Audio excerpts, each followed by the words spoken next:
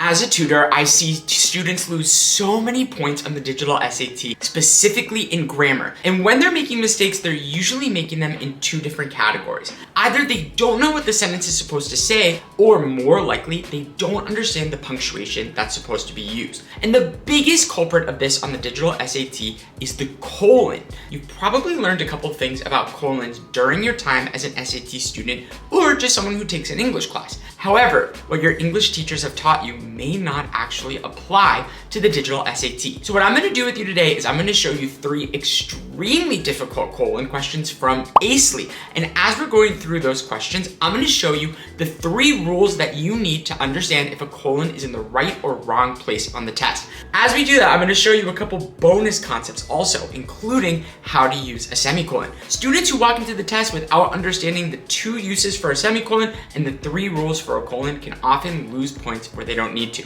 I want you to get your dream score, so let's do this together.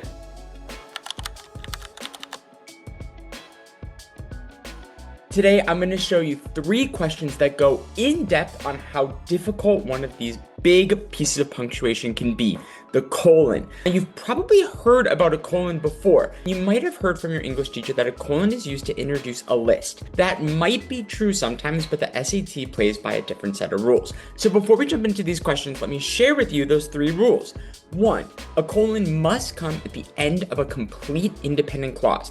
If you wouldn't end the independent clause with a period, you wouldn't end it with a colon.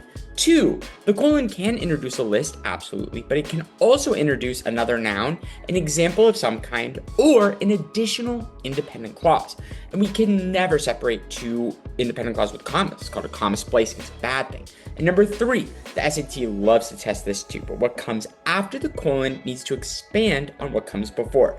Now that you've heard about one of these really tricky pieces of digital SAT grammar, we can jump into some practice questions. And just so you know, you have to practice these hard questions because what you see on test day might look way harder than what you see on digital SAT practice tests on their website. That's what I really like about ACELY. So let's take a look at question number 1. Based on their formation process, comma, we're ending this sort of intro ED verb participial phrase with comma.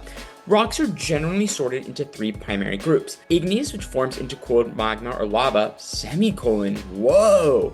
Sedimentary, which is composed of accumulated mineral or organic particles, semicolon, and metamorphic, comma, which is altered by intense heat and pressure. Now, you might be thrown off here, but this is a great way for us to talk about semicolons and colons at the same time. You might know a semicolon as something that separates 2 independent clauses. Not here, because I don't think and metamorphic, which is altered by intense heat and pressure, is an independent clause. You would be correct. This is actually a complex list.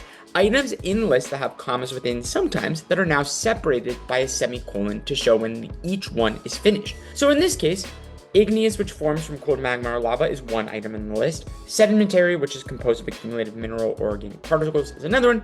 And metamorphic, which is altered by intense heat and pressure, is the third. That's what the semicolon is doing here. So if you see that and you're like, okay, well, I guess I would use a period because they're the same. In this case, no. Period could not replace a semicolon here. So let's check our 3 colon rules and see if a colon would work here. Rocks are generally sorted into 3 primary groups, independent clause. I could absolutely put a period there. So colon will work on rule number 1. Number 2, I am introducing a list. It's not another independent clause. It's a list of nouns, or I guess descriptions of rocks, igneous, sedimentary, and metamorphic. And then finally, what comes after the colon does expand on what comes before. What comes before? Well, I'm told that they're sorted into 3 primary groups, and then what comes after is I'm told what those groups are. A colon would make perfect sense here. C might be tempting because you already see those semicolons, but those semicolons are to separate items in the complex list, not introduce the list itself. Boom! We are 1 for 3, and ACELY's AI can walk you through this if you get confused. Let's take a look at number 2. Researchers studying ancient Roman concrete have identified 2 key ingredients responsible for its remarkable durability. Let's pause there. Does that feel like it could be the end of an independent clause? Yeah, felt fine to me. Could definitely put a period. Now, you might be thinking, let's get rid of B and D because the semicolon is always equal to a period, but I hope that you've learned as we went through that that's not always true. In this case, though, they both would be used improperly here because we're not separating 2 independent clauses, and we're also not doing a complex list. With that in mind, I can check if what comes after where the colon might be is a noun, a list, an example, or another independent clause.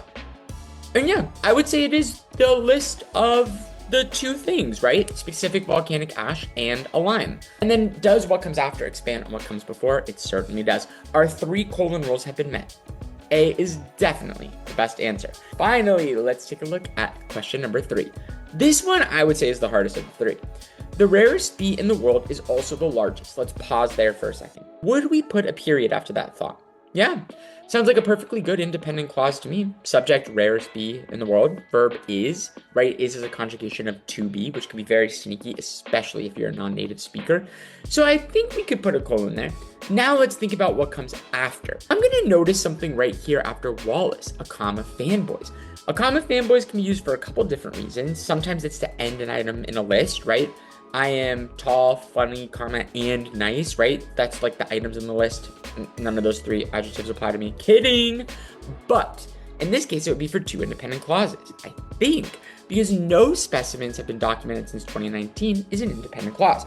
Even though we don't know which specimen we're talking about, it is still grammatically speaking fine to stand on its own. So I'm thinking this comma fanboys here is to separate 2 independent clauses. Now let's take a look at our answer choices. If D were correct, Wallace's bee was described by and named for the naturalist Alfred Russel Wallace. That is a perfectly good independent clause, which would make sense then that we would be doing comma fanboys, another independent clause. Of course, it starts with this dependent clause and then the comma independent clause, but that's totally fine. So I'm thinking D could be good or maybe B could be good. I think A and C would create a comma splice, 2 independent clauses separated with just a comma. And if C were correct, the rarest bee in the world is also the largest was described by and something is really off about that. So I'm feeling good about the colon. Now it just comes, do we need a comma after Pluto or not? Well, we're already separating N Pluto with these parentheses, which makes me think that we probably won't need another set of non-essential information markers.